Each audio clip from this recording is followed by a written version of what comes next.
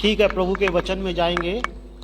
प्रभु लोगों को उनकी समझ के अनुसार सिखाते थे, लोगों की समझ के अनुसार, और आज भी प्रभु हम सबकी समझ के अनुसार सिखाते हैं। सीखने के लिए तो बहुत सारी बातें हैं, लेकिन जितनी हमारी समझ है, और कहीं कहीं पर हमें अपनी समझ को विकसित भी करना है। यीशु मसीह ने कहीं कहीं पर ऐसे वचन भी बोले जो लोगों को समझ में नहीं आए, मतलब उनकी समझ से कहीं आगे की बात यीशु मसीह ने बोल दी। और कहीं पे लिखा है कि यीशु मसीह उनकी समझ के अनुसार उनको सिखाता था। अब दो बातें हो गई, एक तो समझ के अनुसार, जितनी हमारी समझ है उतनी प्रभु हमें सिखाएं, और दूसरा यह कि हमारी समझ में भी ना आए ऐसी बातें सिखा दें। क्या होता है जब आप किसी इंसान को आगे बढ़ाना चाहते हैं तो थोड़ा सा कुछ अलग से देते हैं, उसको कोई टीचिंग देते हैं, कोई शिक्षा देते हैं, जिससे कि वो अपनी समझ को विकसित करे। तो हम सबको अपनी समझ को विकसित करना आवश्यक है, बढ़ाते रहना आवश्यक है। हमारी समझ के अनुसार प्रभु हमें सिखाएंगे, लेकिन इसका मतलब ये नहीं कि जो 10 साल पहले हमारी समझ थी वो आज भी अगर वही बनी रहेगी, तो उसमें उन्नति अगर नहीं हुई तो हमें प्रभु जो 10 साल पहले सिखा रहे थे वही 10 साल पहली बातें आज भी सिखाएंगे। लेकिन हमारी समझ को क्या आवश्यक है कि वो बढ़ती जाए, ताकि हमें हमारी समझ के हिसाब से प्रभु अपने वचनों को सिखाएं। अभी पिछले बृहस्पतिवार की सभा में हम लोगों ने स्वर्गदूतों के विषय में अध्ययन शुरू किया। अब वो इसलिए किया क्योंकि प्रकाशित वाक्य, जिन किताबों का, जिन अध्यायों का हम अध्ययन कर रहे हैं, वहां पर स्वर्गदूतों का बहुत वर्णन है। अब 5 तरीके के स्वर्गदूत बाइबल में लिखे हुए हैं, जो पिछले बृहस्पति की मीटिंग में आप लोगों ने शायद नोट भी किए थे।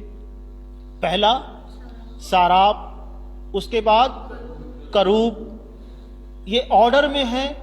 साराप जो है सबसे ऊंचे स्थान पर दिखाई दिए, परमेश्वर के प्रभु के सिंहासन से भी ऊंचे पर साराप यशायाह को दिखाई दिए। अब सारापों का उल्लेख केवल एक ही जगह पर बाइबल में लिखा हुआ है, यशायाह का 6वां अध्याय, और कहीं पर इनका उल्लेख नहीं है। इसके बाद दूसरे नंबर पर आते हैं करूब। करूबों का उल्लेख कई जगह पर है, और ये साराप से निचले या साराप से सेकेंड पोजीशन पर कहेंगे कि ये नियुक्त करे गए परमेश्वर के दूत हैं। शैतान भी कभी एक करूब था। अब ये बात, क्योंकि कुछ लोग बिल्कुल नए हैं, अब हो सकता है उनके मन में आए कि ये बातें तो हमारी समझ में नहीं आ रही हैं, लेकिन हमें अपनी समझ को धीरे धीरे करके विकसित भी करना है। हमें उसी जगह पर बना हुआ रहना नहीं है। इसलिए जो लोग पिछले बृहस्पति की मीटिंग में नहीं थे, मैं एक बार उस पूरी लिस्ट को मैं चाहता हूं कि आप याद कर लो, अपने मन में बिठा लो। सबसे पहले नंबर के जो स्वर्गदूत हैं उनको साराप कहा गया है, उसके बाद करूब, और तीसरे नंबर पर जीवधारी, चौथे नंबर पर प्रधान दूत, और 5वें नंबर पर स्वर्गदूत। परमेश्वर सहायता करे, आप अपने मोबाइल या तो साइलेंट कर दो या बंद कर दो। अगर साइलेंट नहीं कर सकते हैं, कोई प्रॉब्लम है, तो बंद कर दो, बेहतर होगा। सो परमेश्वर सहायता करे। नंबर 1 साराप, नंबर 2 करूब, तीसरे नंबर पर जीवधारी, चौथे पर प्रधान स्वर्गदूत, और 5वें पर सामान्य स्वर्गदूत या स्वर्गदूत। ये पूरी 5 तरीके के या 5 ऑर्डर हैं स्वर्गदूतों के, जो बाइबल में लिखे गए हैं। बाइबल में जो परमेश्वर ने लिखवाए हैं वो 5 है। साराप, करूब के बाद जीवधारी, जीवधारी के बाद प्रधान दूत, प्रधान दूत के बाद सामान्य स्वर्गदूत। सिंपल 5 शब्दों को आपको याद कर लेना है। क्यों याद कर लेना है? देखिए, यशायाह को जब परमेश्वर ने बुलाया सेवकाई के लिए, उज्जिया राजा उसी वर्ष मरा, और परमेश्वर का दर्शन उसने देखा, और परमेश्वर के दर्शन को उसने देखा कि बहुत ऊंचे सिंहासन पर प्रभु को विराजमान देखा, और सबसे ऊंचे पर, प्रभु के सिंहासन से भी ऊंचे पर उसने सारापों को देखा। अब किसी ने बताया नहीं कि ये साराप हैं, लेकिन यशायाह को पता चल गया कि ये साराप हैं। उनकी बनावट को देख करके, उनके कामों को देख करके, उनके उन शब्दों को देख करके, तो जो सेवकाई के लिए बुलाहट रखते हैं, विशेषकर मैं सोचता हूं सब रखते हैं यहां पर जितने लोग हैं, अलग अलग प्रकार की सेवकाइयों की हर कोई जन बुलाहट रखता है। यशायाह को पता था कि ये साराप हैं जिनका वो दर्शन प्राप्त कर रहा है। तो जितने लोग सेवकाई के लिए तैयार हो रहे हैं या जो सेवकाई में हैं, आपको पता होना चाहिए कि स्वर्गदूत कितने, कैसे दिखते हैं, कौन से स्वर्गदूत, उनका नाम क्या है, उनका ऑर्डर क्या है। और जब हमें ये पता होता है, तो हमें पहचानने में आसानी होती है कि हमारे साथ कौन सा स्वर्गदूत चल रहा है। एक जगह पर हम पतरस के बंदीगृह से मुक्ति के विषय में पाते हैं कि जो दासी है वो आती है। जब पतरस को देखा, उसने गेट पर वो खटखटा रहा है, और वो दासी वापस आती है लोगों के पास कि पतरस द्वार पर है। वो बोल भी नहीं पाती ठीक से। लोग क्या कहते हैं, उसका स्वर्गदूत होगा। इसका मतलब कलीसिया को कितनी गहरी जानकारी, प्रारंभिक कलीसिया को कितनी गहरी जानकारी स्वर्गदूतों के विषय में थी, जो वर्तमान कलीसिया को भी होना बहुत आवश्यक है। हालेलुया। आज हम दूसरे ऑर्डर के स्वर्गदूत, जिनका नाम है करूब, और करूबों के विषय में बाइबल में बहुत सारे पद हैं, इसीलिए मैं आज शुरुआत करूंगा करूबों के विषय में, और उसके बाद हम लोग प्रार्थना करेंगे। मैं इतना भी नहीं बताने वाला कि साहब एक साथ मैं बोलता चला जाऊं यहां से और आप सुनते चले जाओ, उसके बाद घर जाते जाते सारी चीजें भूल जाओ। इसीलिए धीरे धीरे अगर हम किसी चीज को ठीक से समझेंगे, हम खाना भी खाते हैं, अगर धीरे धीरे अच्छे तरीके से खाएंगे तो वो डाइजेस्ट होगा। हम तेजी से खाएंगे तो वो डाइजेस्ट नहीं होगा। अगर हम परमेश्वर के वचन को धीरे धीरे समझेंगे तो वो हमारे जीवन में आता चला जाएगा और वो हमारे जीवन के लिए फलवंत तो होने लगेगा। लेकिन अगर हम इसको तेजी के साथ समझेंगे तो हमें कुछ भी समझ में भी नहीं आएगा और कोई फल उसका भी निकलने वाला नहीं है, कोई परिणाम, कोई प्रतिफल भी मिलने वाला नहीं है। इसलिए आज हम करूबों के विषय में पढ़ेंगे बाइबल में से कि सबसे पहली बार परमेश्वर ने करूबों को उत्पत्ति की किताब उसका 3 अध्याय और उसके 24 पद में लिखा है, इसलिए आदम को उसने निकाल दिया और जीवन के वृक्ष के मार्ग का पहरा देने के लिए अदन की वाटिका के पूर्व की ओर करूबों को और चारों ओर घूमने वाली ज्वाला में तलवार को भी नियुक्त कर दिया। प्रभु के वचन के पढ़े सुने जाने पर आशीष हो, आमीन, हालेलुया। पहला जिक्र है जहां पर करूबों का वर्णन या उल्लेख आता है, और वो किस रूप में आता है, जब परमेश्वर ने आदम हवा को अदन की वाटिका से निकाल करके जिस मिट्टी से परमेश्वर ने बनाया, अर्थात ये पृथ्वी जिस पर आज हम लोग रहते हैं, और उस पर भेज दिया। और इसके बाद भी इसमें कोई रोचक बातें हैं। अदन की वाटिका के विषय में रोचक बातें क्या हैं कि जो परमेश्वर ने करूबों को नियुक्त किया, वहां पर लिखा है पूर्व की ओर, पूर्व की ओर। एक बार फिर से मैं इसको पढ़ रहा हूं, आप देखिए क्या लिखा है, इसलिए आदम को उसने निकाल दिया और जीवन के वृक्ष का मार्ग का पहरा देने के अदन की वाटिका के पूर्व की ओर। अदन की वाटिका कहां बनी थी? उत्पत्ति उसका 2 अध्याय और उसका 8वां पद। और यहोवा परमेश्वर ने पूर्व की ओर अदन में एक वाटिका लगाई। पूर्व की ओर, दिशा, पूरब दिशा जिसे कहते हैं, और वहां आदम को जिसे उसने रचा था रख दिया। ये दिशाओं का बड़ा महत्व बाइबल के अंदर है। अदन की वाटिका में केवल पूर्व दिशा से ही इंसान क्यों प्रवेश कर सकता था, यह एक प्रश्न है। वाटिका में तो किसी भी दिशा से जाया जा सकता था। पूरब से ही जरूरी थोड़ी है कि कोई व्यक्ति पूरब से जाएगा, पश्चिम से, उत्तर से, दक्षिण से, किसी भी दिशा से एक वाटिका में प्रवेश अदन की वाटिका में कर सकते थे। लेकिन परमेश्वर का वचन कहता है कि परमेश्वर ने अदन की वाटिका के पूर्व दिशा की ओर करूबों को और घूमने वाली ज्वाला में तलवार को नियुक्त कर दिया। घूमने वाली ज्वाला में तलवार जो चारों तरफ घूमेगी, लेकिन स्वर्गदूत कहां पर है? पूर्व दिशा की ओर। और पूर्व दिशा बड़े मायने रखती है बाइबल के अंदर। अभी बड़ा दिन का माहौल शुरू होने वाला है। आप पढ़ते हैं कि पूर्व दिशा से ज्योतिषी आए। पूर्व दिशा के बारे में बहुत सारी बातें बाइबल के अंदर लिखी हुई हैं। ये पूर्व दिशा के लिए ही परमेश्वर ने ऐसा क्यों किया कि इस तरफ से कोई व्यक्ति एंटर ना कर पाए,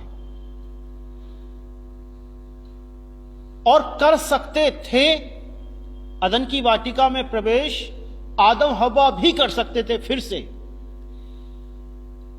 उस वृक्ष का, जिसका वृक्ष के मार्ग का पहरा देने के लिए लगाया, तो अदन की वाटिका में प्रवेश कर सकते थे, इसीलिए तो वृक्ष का पहरा दिया। अगर नहीं कर पाते, मनुष्य या आदम हव्वा या उनके संतानें अगर उस वृक्ष में उस वाटिका में प्रवेश ही नहीं कर पाते, तो परमेश्वर को कोई आवश्यकता नहीं थी कि वहां पर जाकर के वाटिका के पूर्व की ओर करूबों को और घूमने वाली ज्वाला में तलवार को नियुक्त करे। इसका मतलब कर सकते थे। आदम हव्वा के पास भी ये अधिकार था कि वो प्रवेश कर जाए। मनुष्य जाति के पास ये अधिकार था कि वो प्रवेश कर पाए, लेकिन परमेश्वर ने वहां पर करूबों को नियुक्त कर दिया।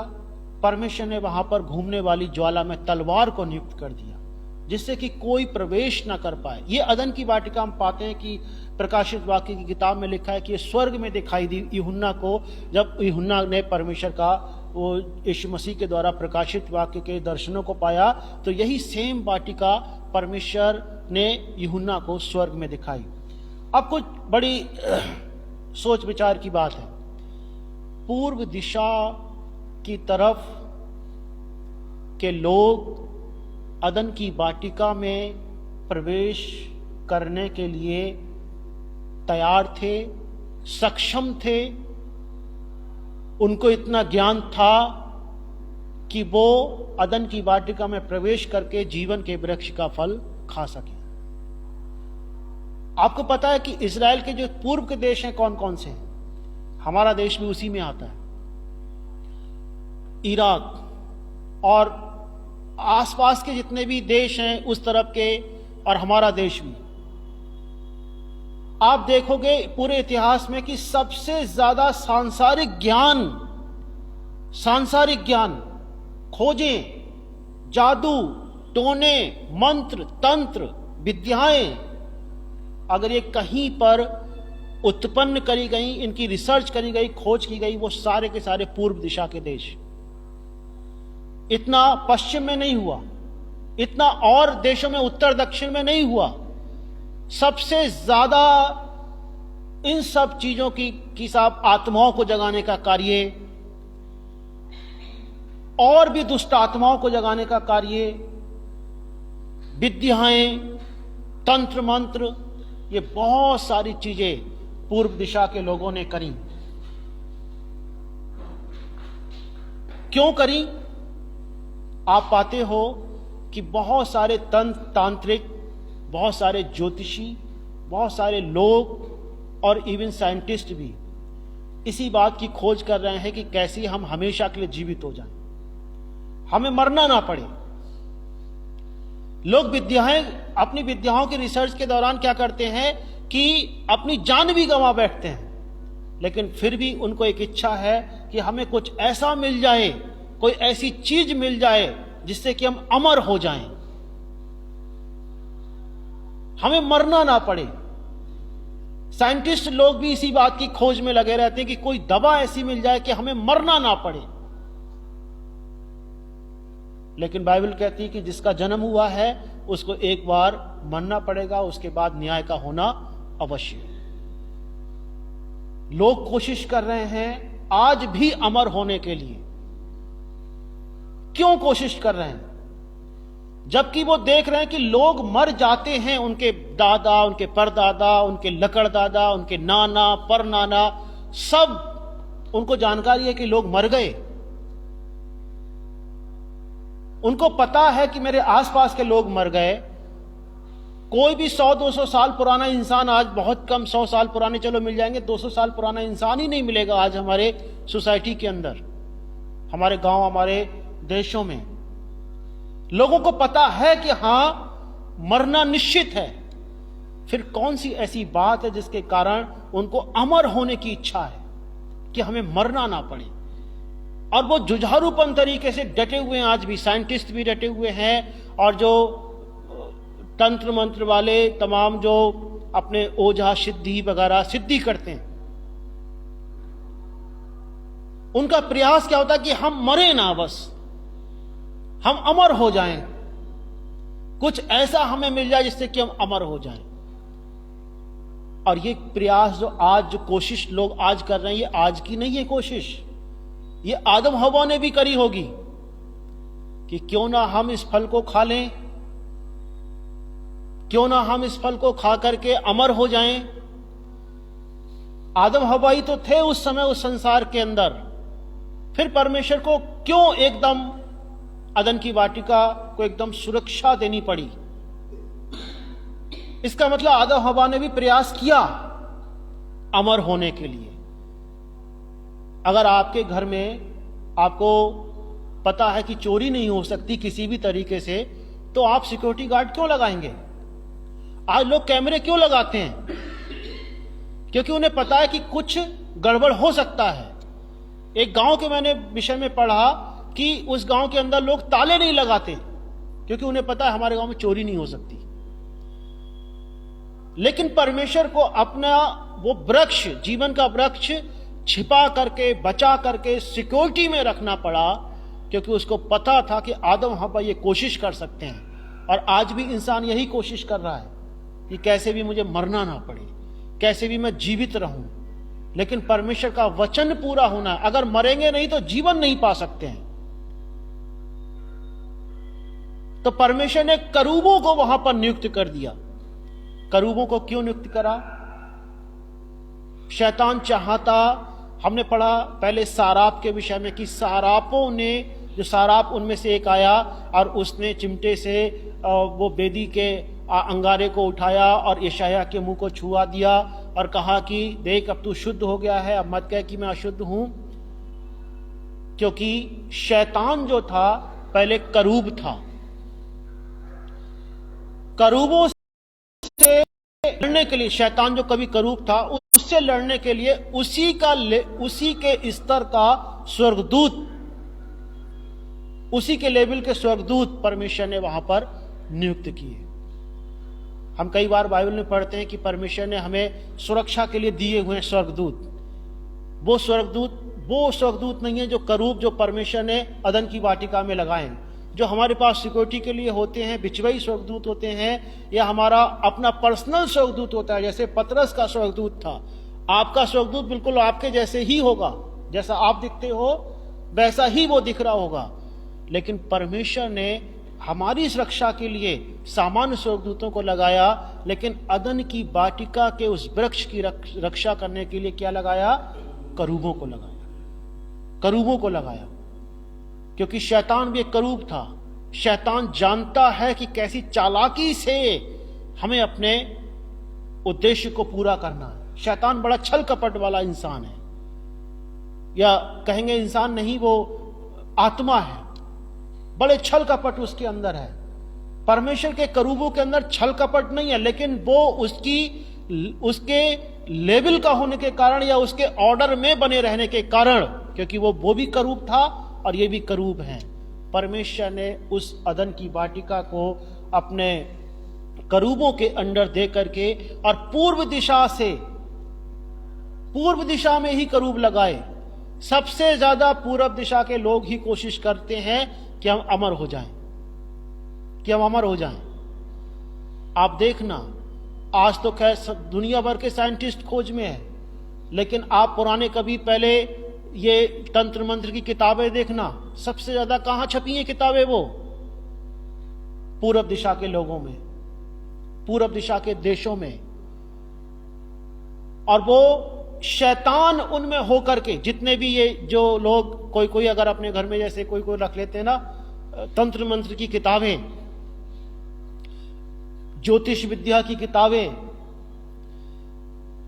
इवन उनसे रिलेटेड किताबें जो रख लेते हैं, एक तरीके से वो परमेश्वर का विरोध करते हैं। क्यों विरोध करते हैं? उन किताबों में क्या है कि आप कैसे अमर हो जाओगे, आप ये काम करो आप अमर हो जाओगे। परमेश्वर ने किसी को अमर बनाया ही नहीं है। इवन यीशु मसीह तक को अपनी पृथ्वी पर आने के बाद मृत्यु का सामना करना पड़ा, सिर्फ इसीलिए जिससे कि हम सब बचाए जाएं, हम सब छुड़ाए जाएं। कोई अमर नहीं हो सकता है, लेकिन अगर हम अपने आप अपने तरीके से सोचे कि हम अमर हो जाएंगे, हम कोई ऐसा काम कर लेंगे जिससे कि हमें कभी मरना नहीं पड़ेगा, और ऐसा हो सकता है, लोग ऐसा करते हैं। और जहां तक मुझे याद है, बचपन में मैं भी बड़ा सोचा करता था कि अमर कैसे हुआ जाए, कैसे हम हमेशा के लिए जिंदा हो जाएं, जिंदा रहें, जीवित रहें। और बहुत ढेर सारी किताबें मेरे घर में थी जो मेरे पापा पढ़ते थे।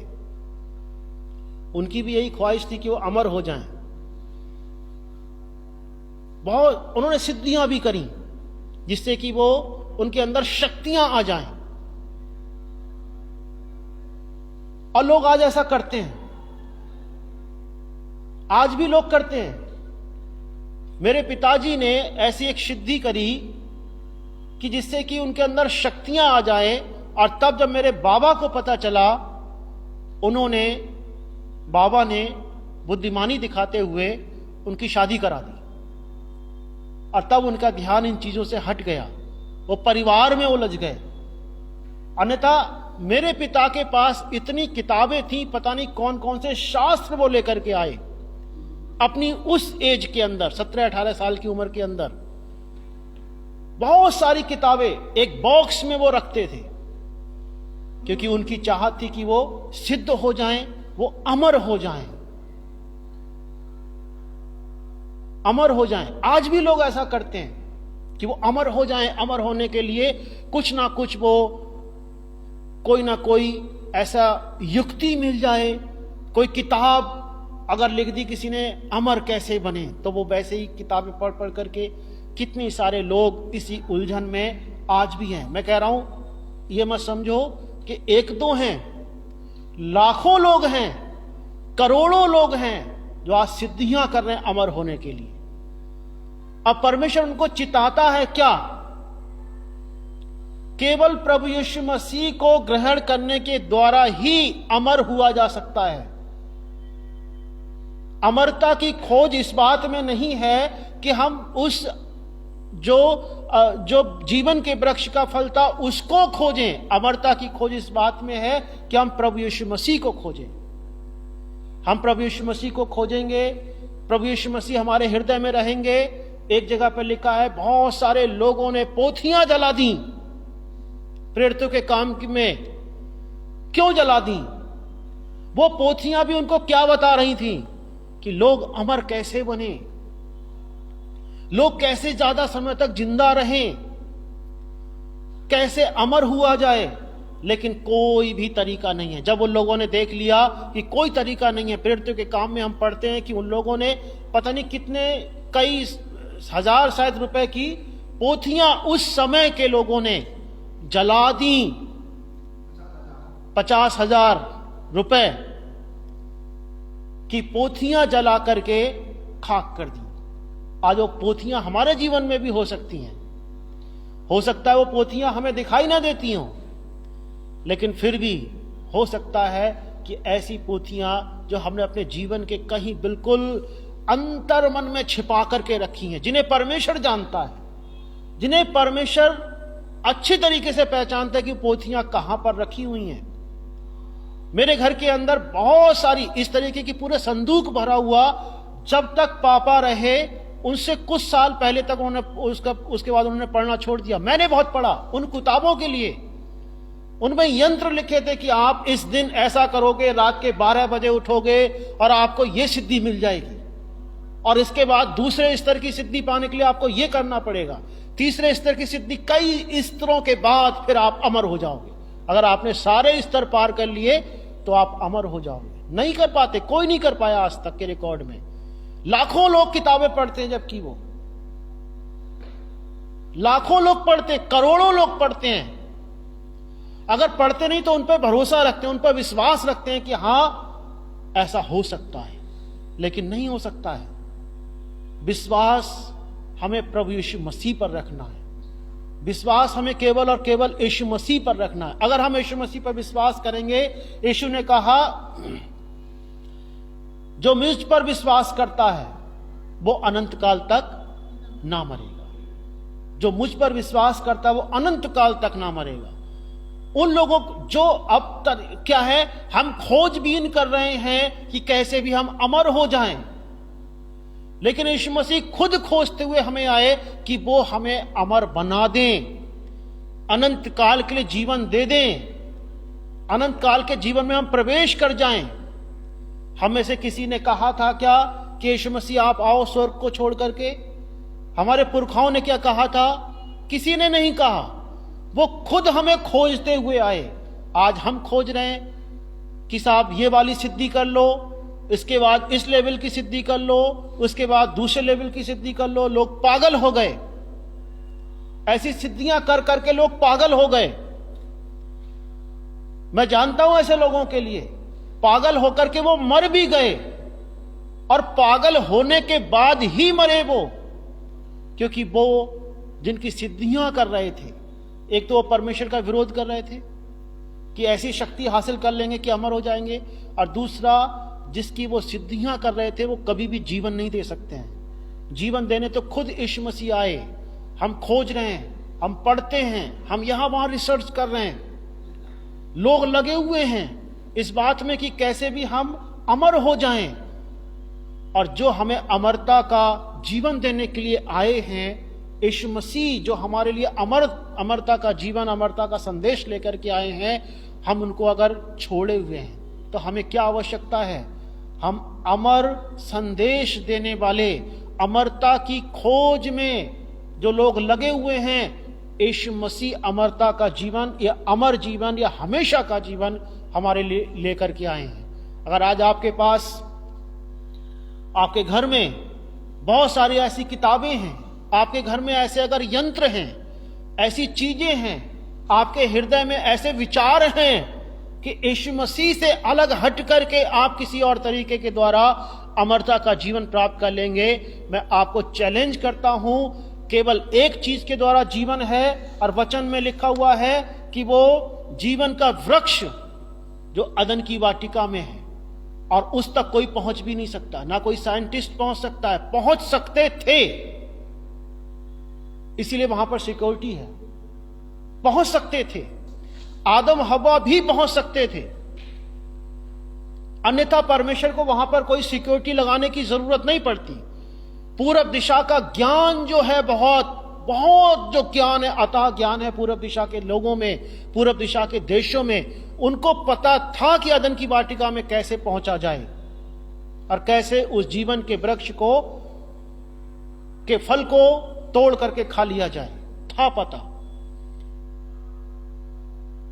पता था उन्हें, लेकिन अब कितना भी कोशिश कर लो उससे उस तक पहुंच नहीं पाओगे, क्योंकि वहां पर करूबों को नियुक्त किया गया है, क्योंकि वहां पर घूमने वाली ज्वाला में तलवार को नियुक्त किया गया है।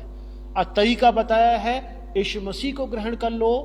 यीशु मसीह वो जीवन का वृक्ष, बाइबल में लिखा है जीवन की रोटी, जीवन का जल स्वयं यीशु मसीह है।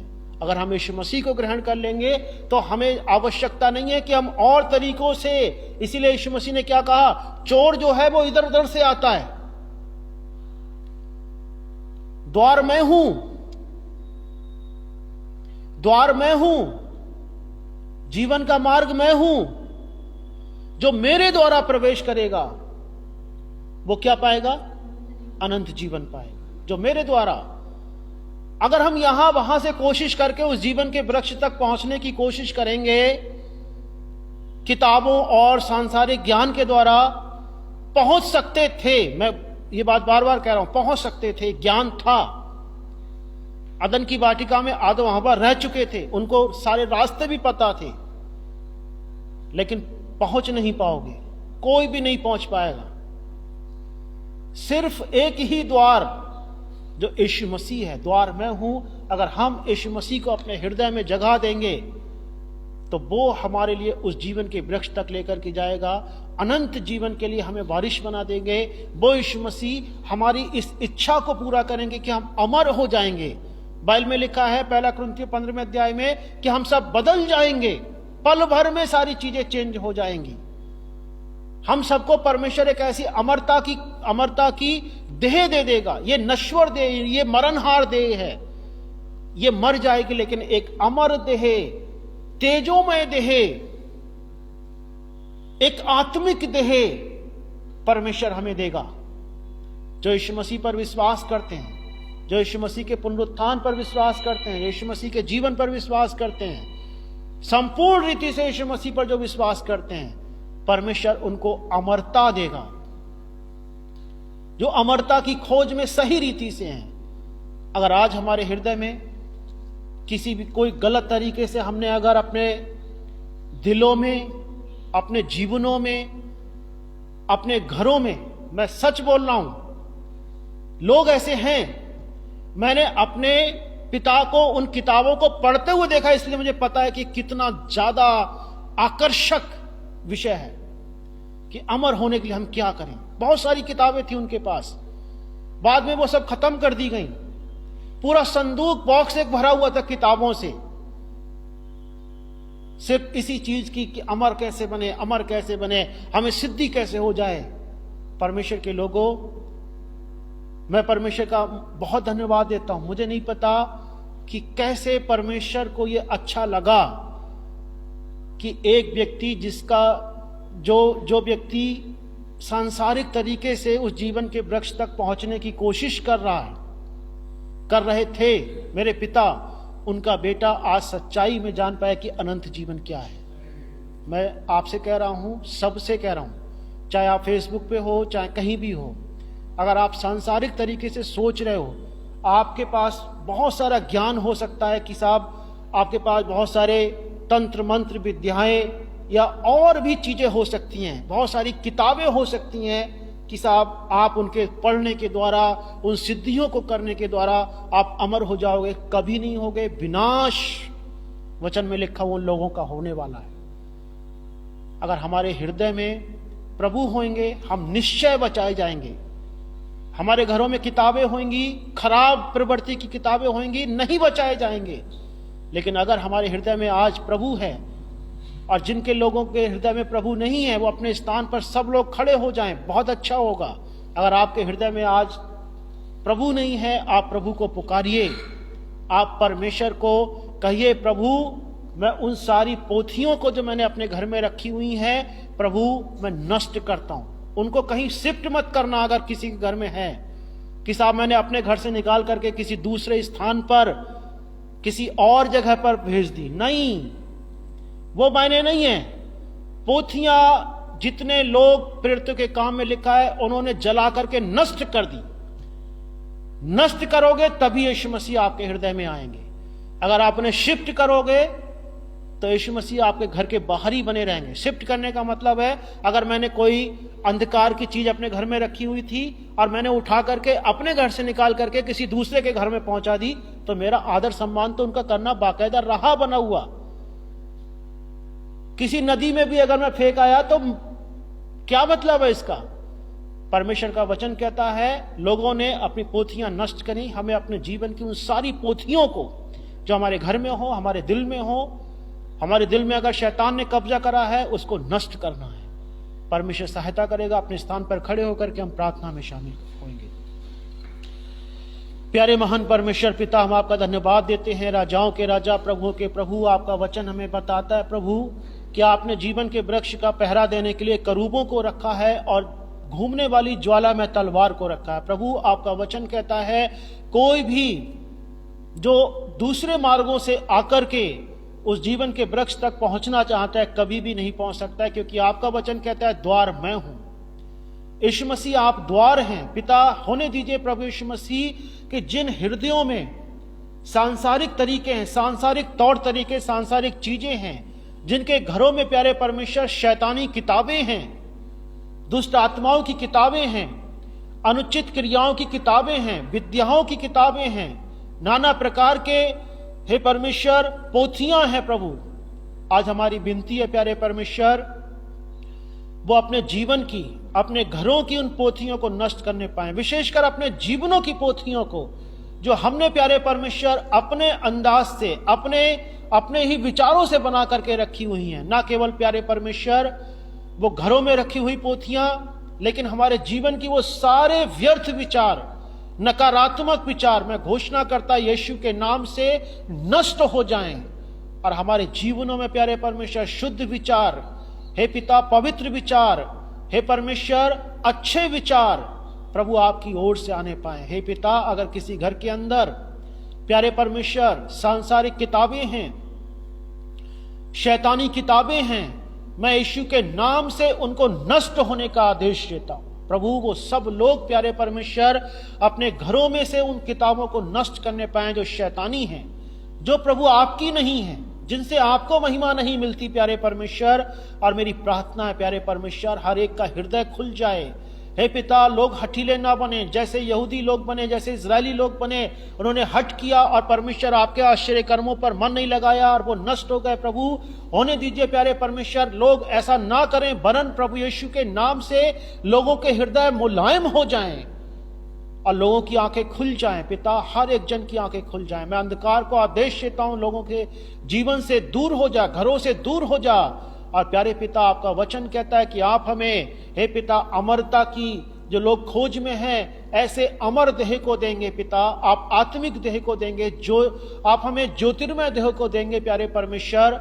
और प्रभु जी, हमारी देह इस समय प्यारे परमेश्वर निर्बलता में हो सकती है, लेकिन आप उस समय हम बलवान देह को देंगे। प्रभु होने दीजिए प्यारे परमेश्वर, इस भेद को हर एक जन समझने पाए, सीखने पाए।